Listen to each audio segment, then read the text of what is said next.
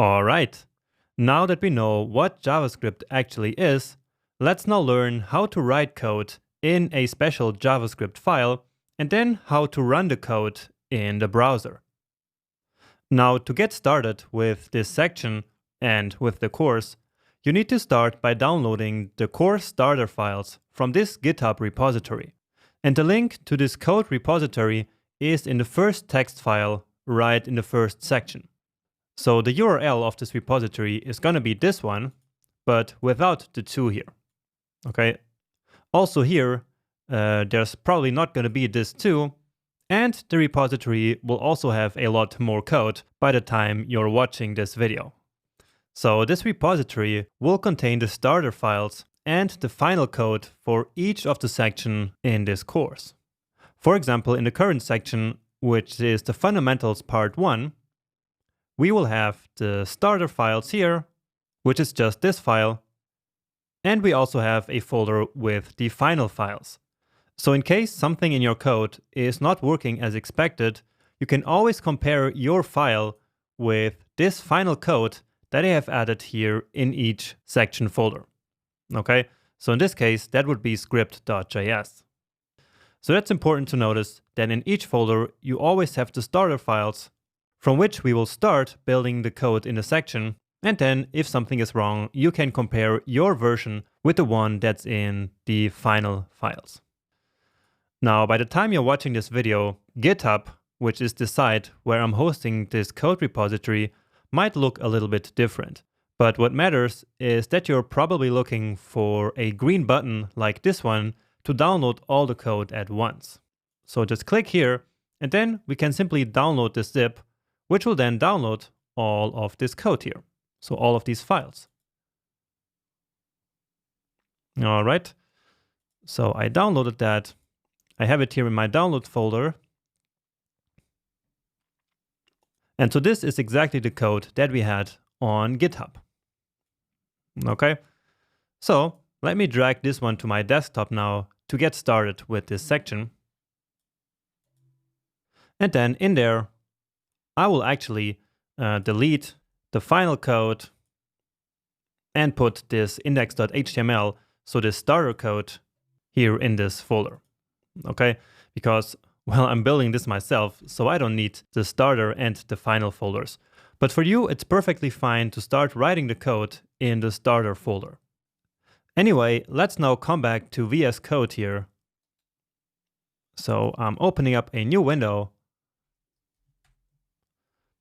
And then here on this welcome page, I choose Open Folder from here, or you could also go right to the File menu and open your project folder from here. Okay, but I prefer to just do it like this. Then it's on the desktop, and then I'm choosing this folder, which is the folder where the starter files are. And so this is going to be my project folder. And so you should choose the same folder even if you still have the starter and the final folders in there. All right. And so here we are at our starter file, which is just this index.html file. And this is an HTML file because usually JavaScript is attached to web pages, at least when we're building front-end applications, as we learned in the last video. So to start, we always need an HTML document like this, because our JavaScript needs to be attached to an HTML document. Now in HTML, there is a script tag where we can write JavaScript. So let's do that here in the head, right beneath this style. And if you're completely new to HTML and have no idea how it works, there is a very short crash course on HTML and CSS in section 5 of this course, I believe. So if you want, you can take that just to learn about the very basics of HTML and CSS in like 30 minutes or so. Anyway, let's now create this script tag here in which we will write our JavaScript now. Because in the first video, we wrote JavaScript in the console, remember? But that's not how real development works. So instead, of course, we write the code in files. So let's just write for now the same code that we wrote in the first video. So let JS equal amazing. And then in JavaScript, we usually add a semicolon to the end of each line. And this will then let JavaScript know that we are done with this line. And it's actually not really mandatory. And you will see some people omit the semicolons, but I still consider it a good coding practice. And I believe it makes the code a bit cleaner. So just like before, we are then saying if JavaScript is amazing, then alert that JavaScript is fun. And once again, don't worry yet about how this code here works, okay? Just type it for now and just have a general idea of what it does. Now to actually execute this code, so in this example, to show this alert window, all we have to do is to open up index.html in the browser, because again, this is where our JavaScript is now attached to, right? So let's do that. And so I'm going back to my desktop and then open this file with Google Chrome. And indeed, right away, we get this alert saying JavaScript is fun. And so that is coming from our index.html. We can click OK, and then it finishes. And we see our starter file, which is actually this text. So if you see in VS Code, JavaScript Fundamentals Part 1 in this h1 tag is exactly what we see here. And so we opened up the right page, and also our JavaScript is working. So if we reload this page now, we should see that alert window again. And indeed, here it is. Okay, let's push this to the side here. Here's the code from our previous lecture, VS Code, and push it to the other side.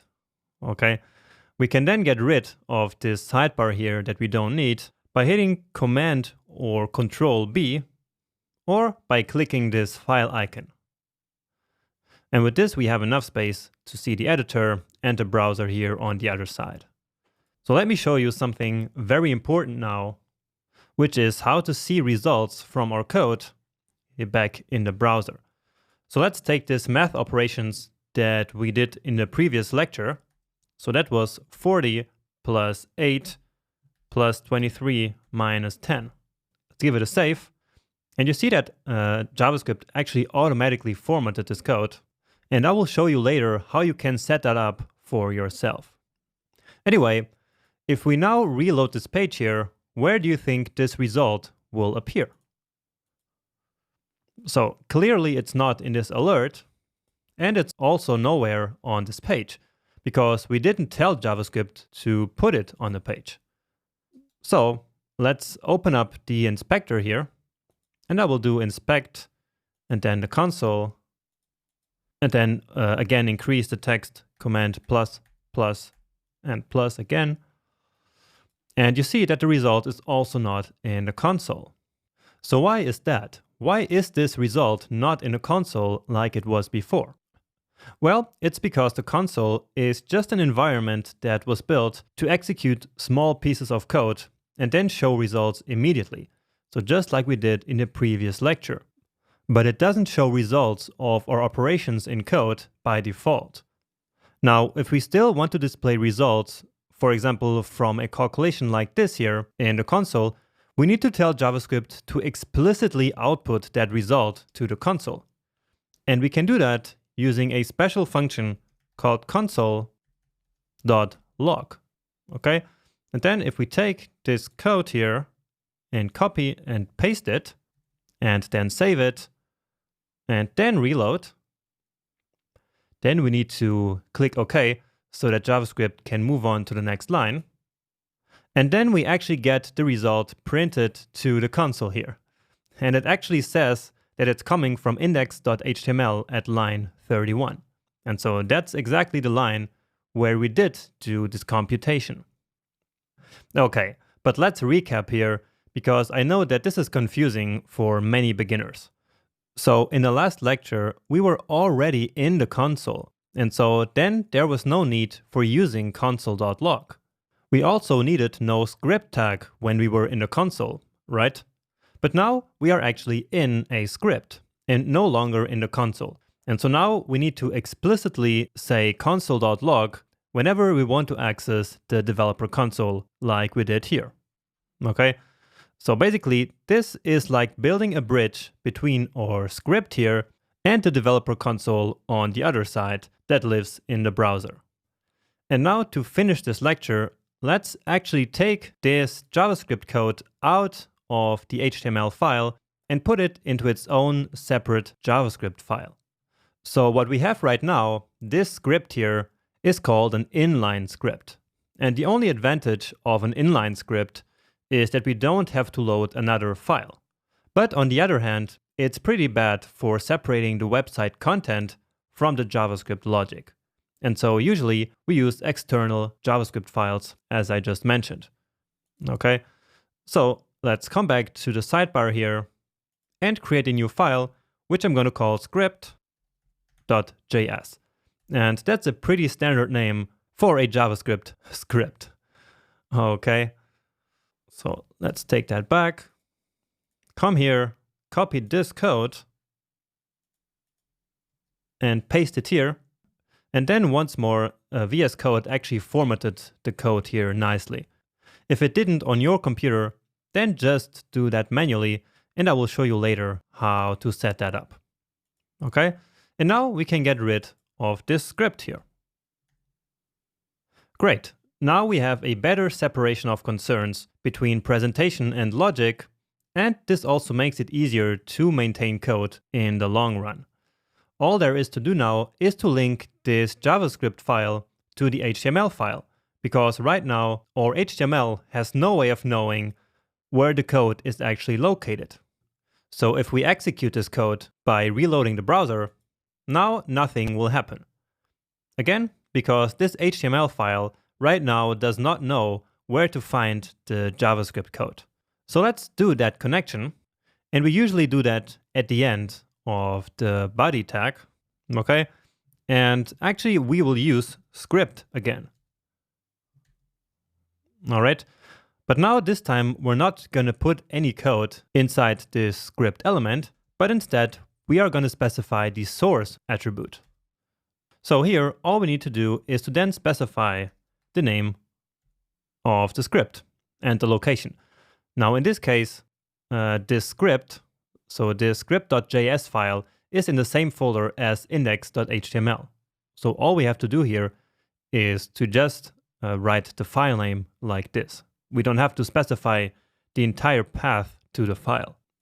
Okay, so if we save this now and reload, then you see that it's back to working. So we have this pop-up here again, and then our result of this computation. And so at this point, we no longer need the index.html file. We're not going to do anything else in there. And here we have only our code logic. The rest of the presentation is gone. And so this is much cleaner and much easier to work with. Great. So now you know how to link a JavaScript file to an HTML file and then how to run it all in the browser. And that means that you're now finally able to really start learning the JavaScript language. So see you in the next lecture where we're going to start doing just that.